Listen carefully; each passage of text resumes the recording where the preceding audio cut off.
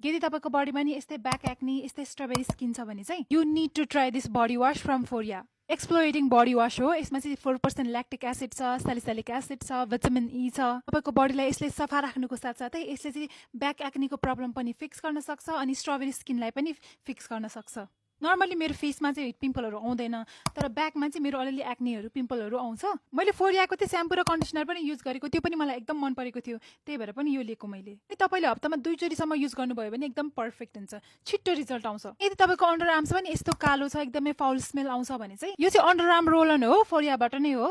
यसमा चाहिँ 5% एएचए छ, बीएचए पनि छ अनि भिटामिन सी छ। यो सबै इन्ग्रेडियन्ट्सहरूले चाहिँ तपाईँको एकदमै ब्राइटिङ गराउने अनि तपाईँको बडी अडरहरूलाई रिमुभ गर्ने काम गर्छ। मैले धेरै अगाडि पनि अन्डर आर्मको बारेमा चाहिँ एउटा भिडियो बनाएको थिएँ। यदि त्यस्तो हो भने चाहिँ तपाईँलाई चाहिँ यो टाइप 1 डायबिटिज हुन सक्ने चान्सेस हुन्छ भनेर।